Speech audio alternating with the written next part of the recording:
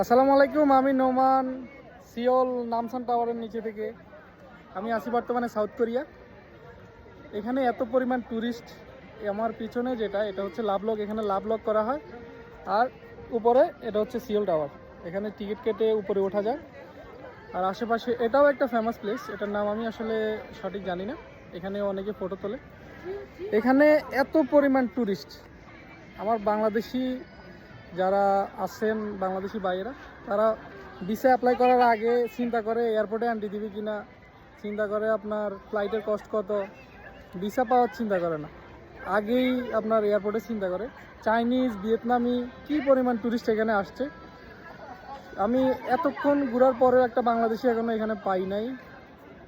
মাঝে মধ্যে এখানে যারা রেসিডেন্ট আছে, শ্রীলঙ্কান, নেপালি, অন্যান্য ইন্ডিয়ান দুই একজনের সাথে দেখা হয়েছে। আর এমনিতে বাংলাদেশি কোনো ট্যুরিস্টের সাথে আমার এখানে দেখা হয় নাই। যারা সাউথ কোরিয়া ঘুরতে আসবেন, আপনার যদি ইউএইতে 2 বছরের আইডি পুরা না থাকে, মানে হচ্ছে আপনার একটা আইডি রিনিউ করছেন, ওই রিনিউতে 1 মাসের বেশি একদিনও গ্যাপ নাই, তাহলে আপনি সাউথ কোরিয়ার ভিসা অ্যাপ্লাই করতে পারবেন দুবাই থেকে এবং আবুধাবি থেকে। যদি কেউ সাউথ কোরিয়ার ভিসা অ্যাপ্লাই করতে চান, প্রসেস করতে চান, সাউথ কোরিয়া এক্সপ্লোর করতে চান, ঘুরতে চান, বাড়িতে আমার নাম্বার দেওয়া আছে, আমার সাথে যোগাযোগ করতে পারেন যে কোনো ইনফরমেশনের জন্য, ভিসা প্রসেসের জন্য, অথবা যে কোনো ইনকোয়ারির জন্য। ধন্যবাদ।